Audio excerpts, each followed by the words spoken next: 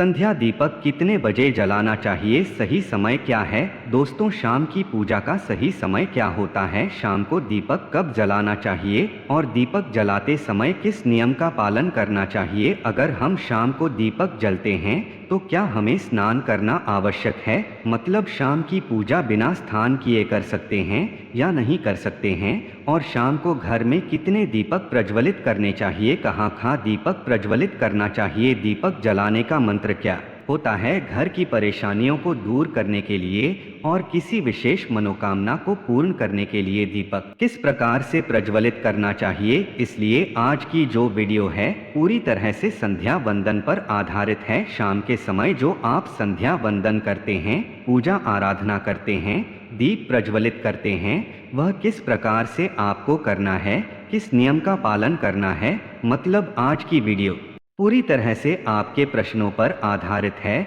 जिनका उत्तर मैं आपको शास्त्रों के अनुसार देने का पूरा प्रयास करूंगा। तो वीडियो को पूरा ज़रूर देखें। तो सबसे पहले बात करते हैं कि दीपक प्रज्वलित करने से पहले, मतलब शाम को पूजा करने से पहले क्या स्नान करना आवश्यक है। देखिए, शास्त्रों के अनुसार पूजा में शुद्धता आवश्यक होती है। तो जब हम सुबह पूजा करते हैं तब तो स्नान करना अत्यंत आवश्यक होता है। सुबह बिना स्नान के पूजा नहीं करनी चाहिए।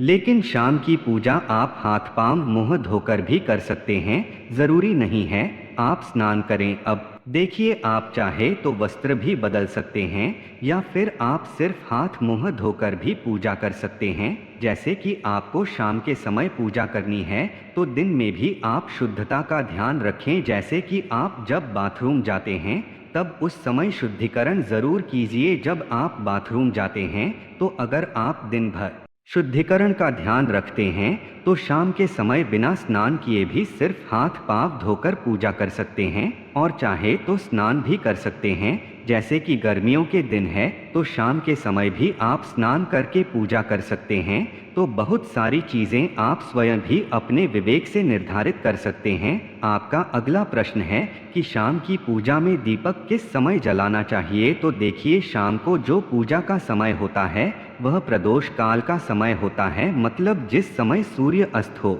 रहा होता है उस समय हमारे घर में दीपक प्रज्वलित हो जाना चाहिए। अब जैसे कि आप लोगों के प्रश्न आते हैं कि कितने बजे दीपक जलाना चाहिए शाम को। तो देखिए, शाम को सूर्यास्त का समय हर मौसम में अलग अलग होता है। जैसे कि सर्दियां चल रही होती है तो 5:30 तक भी सूर्य अस्त हो जाता है। जैसे गर्मियों का मौसम है तो 6:30 से लेकर 7 बजे तक ऐसे ही सूर्यास्त का समय होता है। कई बार 7:30 का टाइम हो जाता है। प्रत्येक मौसम में सूर्यास्त का समय अलग अलग होता है, इसलिए एक सही समय बताना कि इसी समय आप दीप प्रज्वलित करें तो यह बहुत मुश्किल होगा और यह ठीक भी नहीं होगा। एक ही समय पर हर बार हम दीपक प्रज्वलित नहीं कर पाएंगे, इसलिए संध्या काल का ध्यान रखिए। जब संध्या काल का समय होता है, मतलब जब सूर्यास्त हो रहा होता है, उस समय आप अपने घर में दीपक प्रज्वलित कर दीजिए। और अब बात करते हैं कि कितने दीपक आपको अपने घर में प्रज्वलित करने चाहिए। शास्त्रों के अनुसार संध्या काल में प्रतिदिन अपने घर के मुख्य द्वार पर एक दीपक जरूर जलना चाहिए। इससे क्या होता है कि शास्त्रों के अनुसार शाम के समय संध्या काल में लक्ष्मी माता और उनकी बहन दरिद्रता दोनों ही भ्रमण पर निकलती है। तो जिस घर के मुख्य द्वार पर दीपक प्रज्वलित होता है उस घर में महालक्ष्मी प्रवेश कर जाती है, और जिस घर के मुख्य द्वार पर दीपक नहीं जल रहा हो उस घर में दरिद्रता प्रवेश कर जाती है। तो इसलिए महालक्ष्मी का प्रवेश आपके घर में हो, इसके लिए घर के मुख्य द्वार पर एक दीपक जरूर प्रज्वलित करना चाहिए। और हाँ, घर के मुख्य द्वार पर जो दीप प्रज्वलित किया जाता है संध्या काल में, इसके बहुत सारे फायदे शास्त्र में बताए गए हैं। शास्त्रों के अनुसार संध्या काल में जिस घर के मुख्य द्वार पर दीप प्रज्वलित होता है उस घर में किसी भी प्रकार की नकारात्मक ऊर्जा प्रवेश नहीं करती है। कोई भी वास्तु दोष आपके घर में हो, अगर आप मुख्य द्वार पर दीप प्रज्वलित करते हैं तो समस्त प्रकार के वास्तु दोष से मुक्ति मिल जाती है। और अगर आपके घर में पितृ दोष है जिसकी वजह से परेशानियां आपके घर में बनी हुई है, तो घर के मुख्य द्वार पर जो हम दीप प्रज्वलित करते हैं इससे घर का पितृ दोष भी समाप्त हो जाता है। और इसके अलावा घर में किसी भी प्रकार की अशांति रहती हो या फिर आपके घर में बीमारियां बहुत रहती है, कलह रहता है, आर्थिक तंगी रहती है, तो घर के मुख्य द्वार पर हम दीप प्रज्वलित करते हैं तो समस्त प्रकार की परेशानियों से, दुखों से आपको मुक्ति मिल जाती है।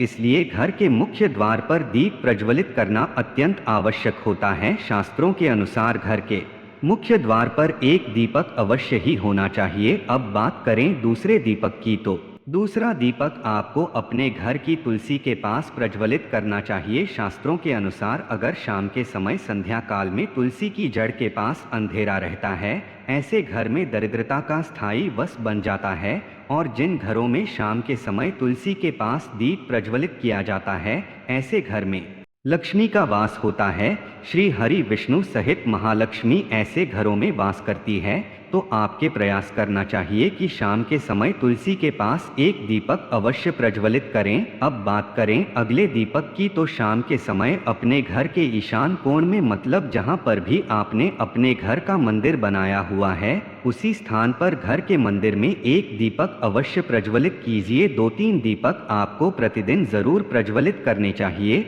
और अगर आप तीनों दीपक प्रतिदिन प्रज्वलित करते हैं तो विश्वास रखिए आपके घर की बहुत सारी परेशानियां स्वयं ही समाप्त हो जाती है। और अब बात करते हैं अगले प्रश्न के बारे में, जो आप लोगों के मन में हमेशा प्रश्न आते हैं कि दीपक किस चीज से प्रज्वलित करना चाहिए, सरसों का तेल डालते हैं या नहीं, या फिर तिल के तेल का प्रयोग करना चाहिए, या फिर शुद्ध गाय के घी का, किस चीज से हम दीपक प्रज्वलित करें।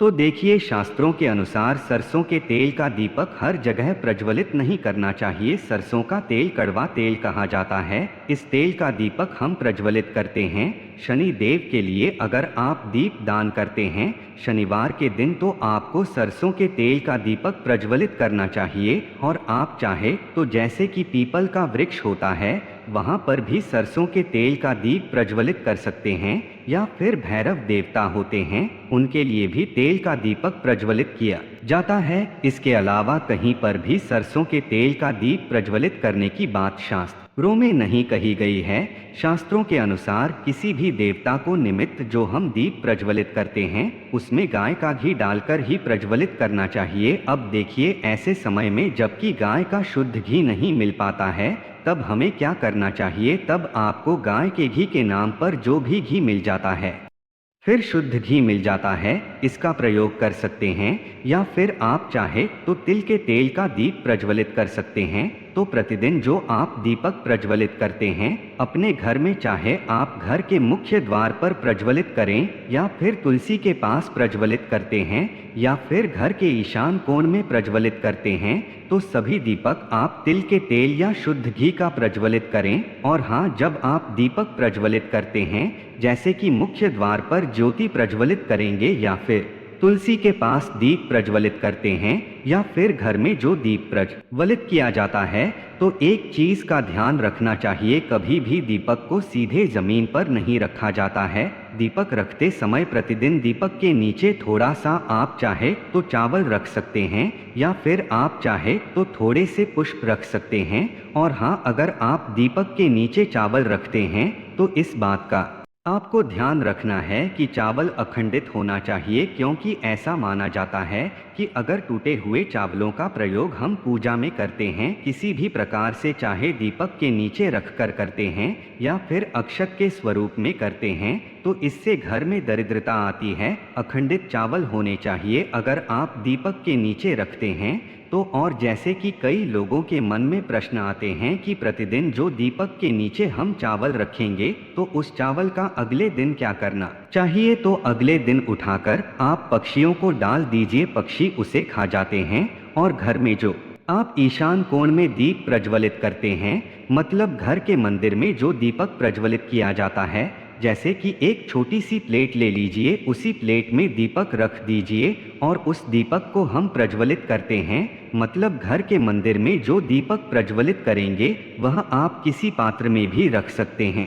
लेकिन सीधे जमीन पर आपको कोई भी दीपक नहीं रखना, इस बात का ध्यान रखिए। और आपका अगला प्रश्न है कि शाम की पूजा करते समय किस मंत्र का जाप करना चाहिए। दीप प्रज्वलित करते समय होता है। दीप जलाने का मंत्र क्या होता है? तो देखिए, दीप जलाने का मंत्र मैं आपको बता देता हूँ। आप अगर जप सकते हैं तो ज़रूर जपिए, लेकिन अगर आप मंत्र नहीं जप पाते हैं तब भी शाम के समय जब आप दीपक प्रज्वलित करते हैं उस समय आप किसी भी मंत्र का जाप कर सकते हैं। जैसे कि आप चाहे तो माता रानी कृष्ण कन्हैया के किसी मंत्र का जाप कर सकते हैं। दुर्गा चालीसा का, हनुमान चालीसा का पाठ करते हुए भी आप दीप प्रज्वलित कर सकते हैं। जरूरी नहीं है कि आप दीपक जलाने वाला मंत्र ही पढ़ेंगे, किसी भी मंत्र को पढ़कर आप दीप प्रज्वलित कर सकते हैं। संध्या वंदन कर सकते हैं, क्योंकि शास्त्रों में कहा गया है कि मौन रहकर कभी भी पूजा नहीं करनी चाहिए। जो भी शुभ कर्म होते हैं वह मंत्र उच्चारण के साथ ही संपूर्ण किए जाते हैं, इसलिए मंत्र उच्चारण आवश्यक है। कोई भी मंत्र जपते हुए आप पूजा कर सकते हैं, संध्या वंदन कर सकते हैं, लेकिन दीपक जलाने का जो शास्त्रों के अनुसार मंत्र है वह मैं आपको पढ़कर बता देता हूँ। मंत्र है शुभम करोति कल्याणम आरोग्यम धन संपदा शत्रु बुद्धि विनाशाय दीप ज्योति नमोस्तुते दीपो ज्योति परम ब्रह्मा दीपो ज्योतिर्जनार्दन दीपो हरत में पापम संध्या दीप नमोस्तुते। इस मंत्र का जाप दीपक प्रज्वलित करते समय करने से कहा जाता है कि सभी प्रकार के पापों से मुक्ति मिल जाती है और दीप देवता जो होते हैं वह हमारे जीवन में प्रकाश करते हैं। तो बहुत आसान है यह मंत्र, अगर आप लोग नियमित पढ़ेंगे तो निश्चित ही आपको याद हो जाएगा और दीपक प्रज्वलित करते समय आप बिना देखे भी पढ़ पाएंगे। और अभी आप चाहे तो इसे किसी कागज पर लिखकर रख सकते हैं और घर के मंदिर में ही रख दीजिए जहां पर आपको दीपक प्रज्वलित करना है। तो जब आप दीप जलाएंगे तब आप इस मंत्र को देखकर पढ़ सकते हैं और कुछ दिनों में तो याद हो ही जाता है। तो यह है आज की वीडियो, जिसमें शाम की पूजा से संबंधित, शाम को दीपदान से संबंधित संपूर्ण जानकारी मैंने आपको शेयर की है। उम्मीद करता हूँ वीडियो आपके लिए उपयोगी होगी। अब बात करते हैं किन गलतियों से घर में होती है धन की कमी। जल्द अपनाएं यह वास्तु टिप्स। नंबर 1, अगर किसी भूखंड में ईशान कोण कट जाता है तो हरगिज ना खरीदे, ऐसे घर में रहने वाले दरिद्रता भोंकते हैं। उसी प्रकार अगर ईशान में स्थित शौचालय भी गरीबी और रोग को आमंत्रित करता है। नंबर 2, घर में तुलसी का पौधा और दाड़िम का पेड़ होना ही चाहिए, यह दोनों को बहुत शुभकारी होते हैं। तुलसी माता जगदम्बा का स्वरूप है। जब भी तुलसी सूख जाए सावधान रहे, यह आपदा और धन के नाश का प्रतीक है। नंबर 3, घर की मालकिन सुबह स्नान करके मुख्य द्वार की डेहरी पर एक लोटा जल नृत्य डाले तो मां लक्ष्मी का आगमन होता है। अपनी माता या पत्नी से वाद विवाद या झगड़ा करने से विशेषकर शुक्रवार को या सोमवार को धन संबंधी रुकावटें आती हैं। नंबर 4, उत्तर दिशा में रखा गया मछली कुंड सुख और संपत्ति को आमंत्रित करता है। ध्यान रहे मछली कुंड का जल बदलते रहे, मृत जीवों को मछली कुंड में ना रखें। नंबर 5, शाम के समय कोई मेहमान या सुहागिन स्त्री आती है तो उसका सम्मान करके जलपान करावे, यह मां लक्ष्मी के आने का संकेत है। नंबर 6, प्रत्येक अमावस्या को घर का सारा फालतू सामान बेच दे या बाहर निकल दें, इससे घर में सुख शांति रहती है और आर्थिक रूप से सक्षम बनते हैं। अमावस्या को कोई नई वस्तु या कपड़े खरीदने से बचना चाहिए। नंबर 7, यदि गृह के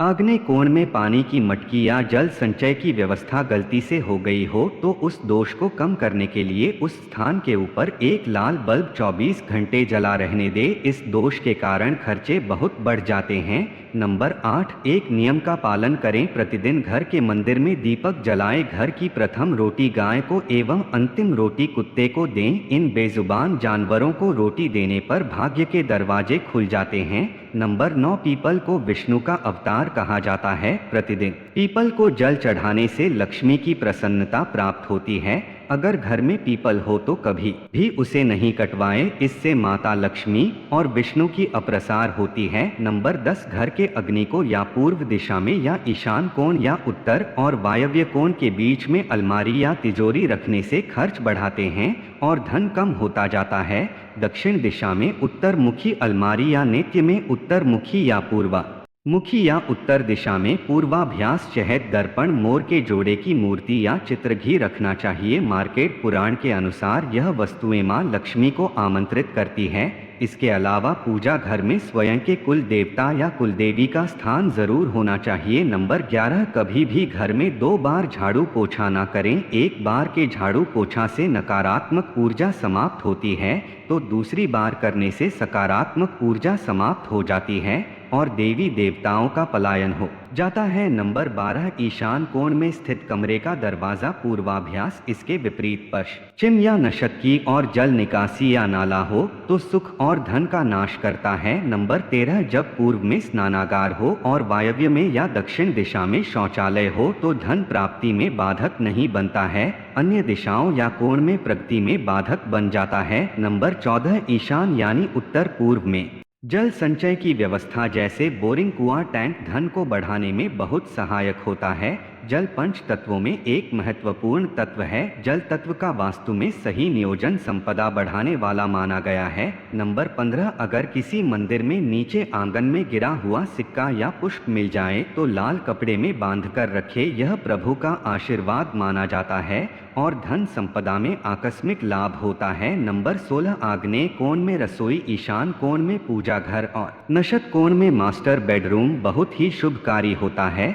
सुख संपदा और धन की उत्तरोत्तर प्रगति होती है। अगर जानकारी अच्छी लगी हो तो वीडियो को एक लाइक और शेयर करें और कमेंट बॉक्स में जय माता लक्ष्मी जरूर लिखें। धन्यवाद दोस्तों।